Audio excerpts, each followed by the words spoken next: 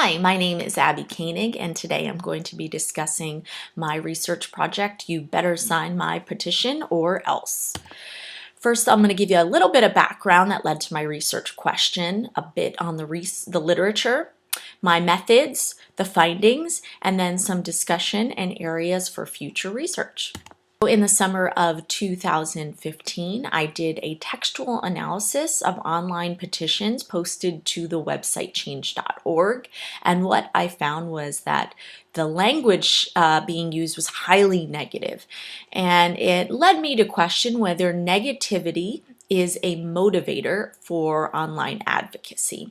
And I wanted to look at that through, again, those petitions at change.org. And I also questioned whether people are even aware of the literature that I drew from was Habermas and his idea of the public sphere. And I tied that to negativity and some of the research on emotional action and negativity as a motivation for irrationality. And I saw that change.org was a new public sphere where a lot of negative emotion occurs.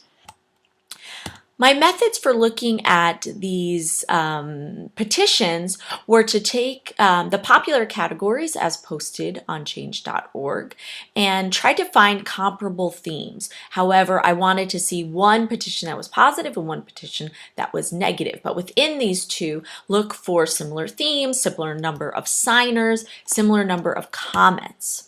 I also needed to define what sentiment meant.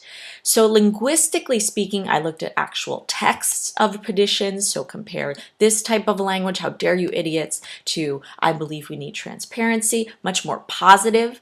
I also looked visually, so petitions can have images. Some images are pretty simple, innocuous perhaps, and some are a little more aggressive, assertive, so I wanted to include that in my negative versus positive. And I also looked at punctuation and formatting. People have a tendency to bold words or put them in all caps, and that is a more aggressive, assertive style as opposed to not doing that. So I looked at all of these to define my sentiment, and I posted this up for a few of my colleagues to be validifiers of what I said was positive and what I said was negative, and for the most part, everyone agreed with me. I posted this survey using the Qualtrics online survey tool, and it was dynamic, as I mentioned previously. The participants I gathered through a convenient sample and also asked them to pass along the URL to their friends and personal contacts. Out of my contacts and Facebook posts, I estimated about 64% response rate, which was 100 responses. Of that, 63% of the respondents were female, 36% were male, 90% Caucasian, age range varied a bit, and most of them had some college. Out of the 96 actual responses, the breakdown looked like this to my categories: human rights, having the most responses, then women's rights, economics, followed by sustainable foods, animal rights, and 5 people opted out of the survey. Now, positive versus negative. This is what I was gauging to look at. So overall, there's more positive people that signed the positive surveys as opposed to the negative surveys. This looks very different, but if you actually look at the numbers, there's only 41 positive to 37 negative. So while positive surely got more responses, it wasn't that big of a difference. And now looking at each of the individual surveys, I wanted to drill down. What I found was with my sustainable foods animals surveys, more people picked the positive survey. But again, that's 44% negative to 55% positive. It's not a huge difference.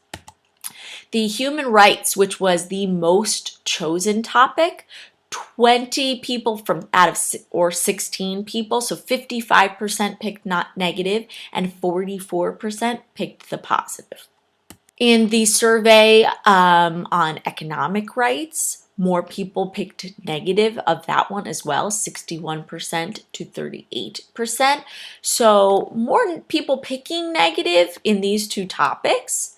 But when you look at women's rights, overwhelmingly 75% of the people picked positive versus negative. And I think that really skewed the data overall, that more people picked this positive versus negative. When I wanted to dig even deeper, I looked at gender. So there were more women who responded to the survey, which is in line with Change.org's own data. More women signed these petitions than men, and more women picked human rights and then next women's rights, which was in line for the most part with men as well. But I wanted to look at that one category, that women's rights category, which seemed to be highly skewing the data. And I found that women, again, the majority picked the positive petition over the negative petition. When I asked people why they signed, if they knew why they signed, I got a bit of negative responses and some positive responses. So as you can see, negative versus positive, more personal, heartfelt versus negative, anti-drugs, exclamation point. In terms of my findings, overall, I don't think that I found that people were highly motivated by negative discourse. The sampling certainly is an influence. 100 people and not even 100 people, and 96 people is not a large enough sample to make any size generalizations.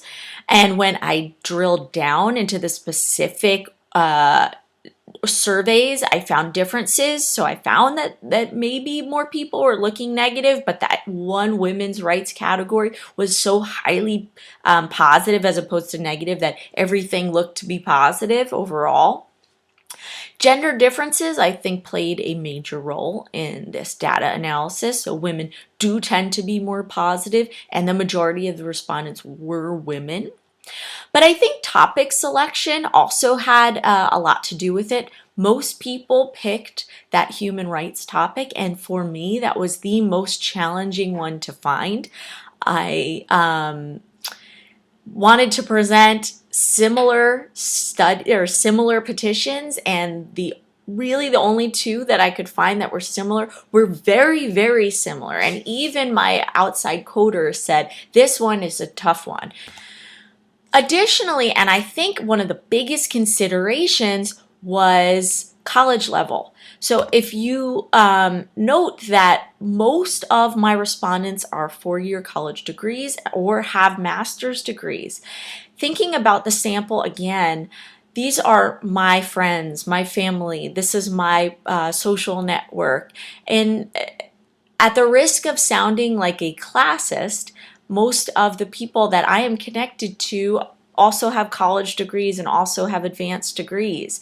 And people with college degrees and advanced degrees look differently at discourse than those that do not. And taking some of just the write-ups, the optional text box, as an example of how people looked at these petitions, this is obviously a college-educated person, and they might not be looking at this gut reaction, positive versus negative, is as to what I was hoping to find. Some people looked not just at the language, but they were in tuned enough to look at the visual rhetoric being used in these petitions, the grammar being used in these petitions. These are people that put a lot of consideration, not just a gut check, which is how I think people sign these petitions overall. Did I find what I was looking to find? Not exactly, but in the spring of 2016, I am embarking on an independent study where I'm going to be looking at negativity and whether it breeds more negativity. So this little research project, I think, was a pretty good launch pad. What did I learn? Well, I learned that I could use these survey tools. I could use them without any problem and put them together, but perhaps I need to fabricate some of the petitions that I use, or cut and paste petitions to be more one-sided than the other, so that there's no question as to whether it's positive or whether it's negative. I also realize that I need to think better about my sample and the salience of the actual petitions. Did I learn that maybe negativity is not a factor when signing petitions? Potentially, and that's my research, so that's a little disconcerting. But I know based on outside research that negativity is a factor in online discourse. So maybe what I've uncovered is that it's not a factor in these petition signings, but I need to rethink the way that my research is going. And that for me is a huge lesson learned. I thank you for listening to this, and if you have any questions for me, feel free to email me at my TTU email address.